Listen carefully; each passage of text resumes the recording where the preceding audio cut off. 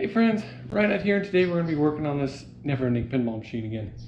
So today we're working on some electrical stuff here. So these are my beacons.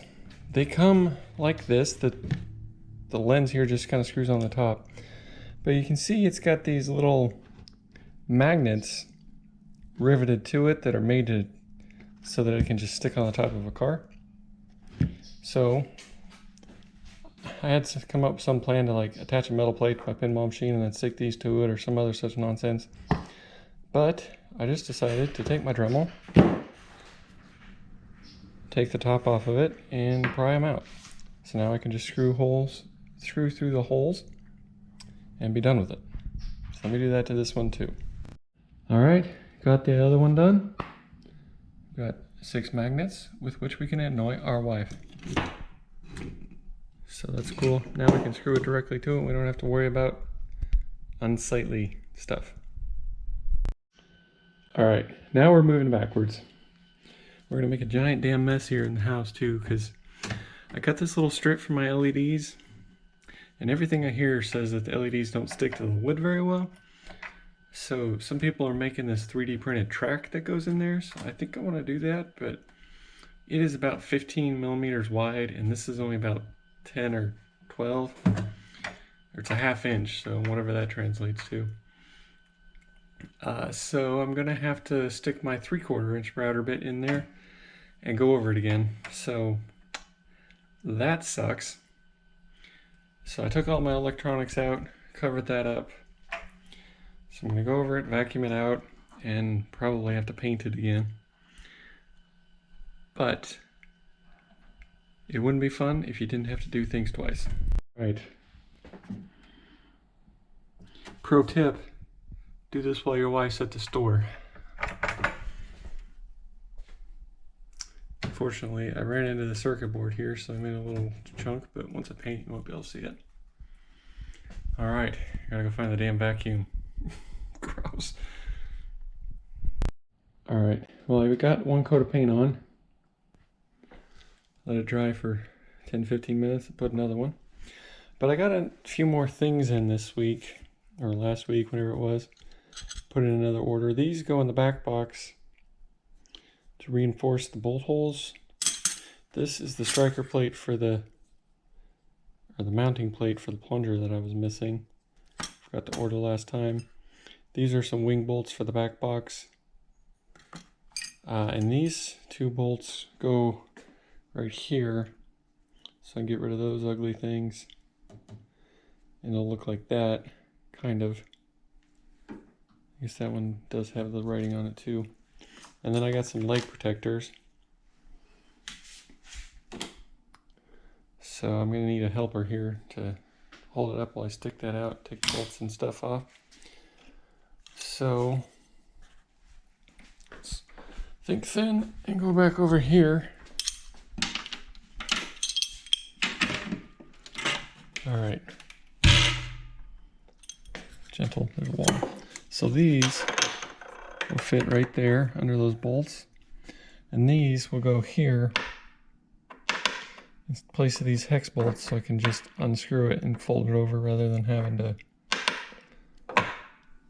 find a wrench every time.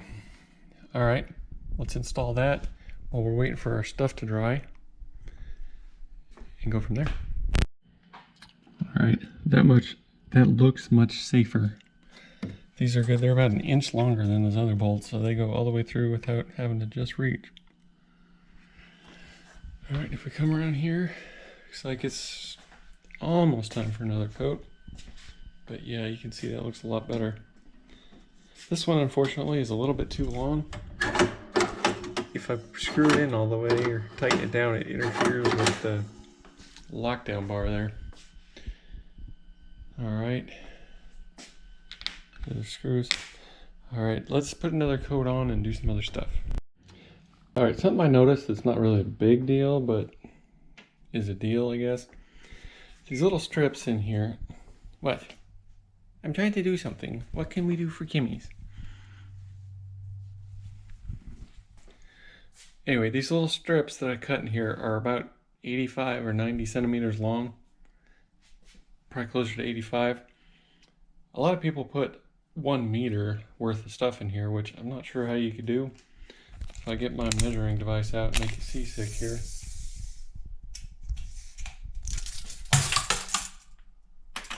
One meter goes all the way from the end, all the way past even the lockdown bar here.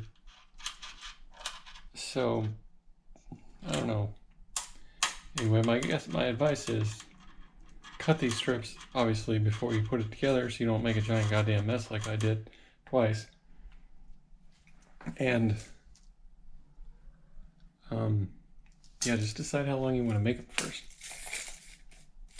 Anyway, not a big deal. I'll just use less lights on the side, but a noteworthy thing, I guess.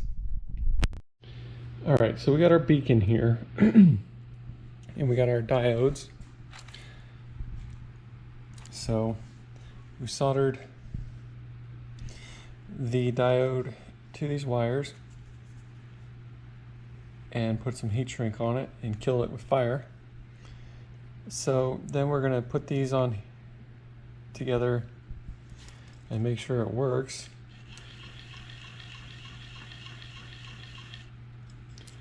So that's good. I'm probably going to cover the diode with some electrical tape just because this is pretty thin. And then I'm going to put these Molex connectors. I got this kit off eBay. I also got that one that just says automotive kit, so that was a hell of a lot cheaper than this. So we're going to try them and see if there's a difference. Anyway, I'm going to connect all my toys and stuff with these connectors, whichever number of wires and stuff it needs, so that they're easily, removable and stuff. I like that idea. Just wanted to make sure it works. Put the diode reasonably close. If you want to get really crazy, you could put it up under here, but this does have a motor. If yours does not have a motor, you probably don't need a diode on the beacon specifically, but anything with a coil, a contactor, a motor, moving parts, you do need one. You got to watch your orientation here, because it's reverse from normal, how you normally use a diode, because you're looking for like flyback voltage, right, or current or whatever it is, not how you would normally use a diode, so they're backwards. But to keep my dumb ass, I put a red wire on the part that goes to the positive and a black wire there. So since these wires don't have any indication of what they are, I just had to trace the wire from which one's gone to the ground here. So I think it'd probably work the other way, but be shorted because it's going through the diode. So this is how I'm going to set it up. I'm going to put these Molex connectors on there, and hopefully it'll work. Alright, so we got these two set up. They have different connectors on them. I wish I could say it was on purpose. It's because I wasn't paying attention when I put crimped the first one of these on there. But it works. They both work. If anyone knows of how in the hell you get these off of here without this middle thing on here, I would be extremely grateful if you could point me in the direction of a video or something, because I am having hell with them. Both sides. Pain in the ass. So yeah, now I'm gonna take my diodes wherever they went and wire up a whole bunch of them so that I don't have to keep turning this on and off and on and off. So we'll do that and see how far we get. All right, got them all soldered, whatever it is. Dirty dishes, don't mind them. Now we're gonna put some heat shrink on them and tape them up. I did 25 because you got 10 contactors and maybe 8 or 10 other things, so figured I'd have a couple extra. All right, we're listening to Bonnie Tyler, and we're about done here. So those all got good. I assume they're good. I haven't checked, but honestly, it's been like 5 hours just to get this little bit of work done. So I think we're gonna call it, and we'll come back again tomorrow or later. I appreciate you watching. Let me know how bad I screwed this up. And yeah, we'll catch you later. Thanks for watching. Keep it real.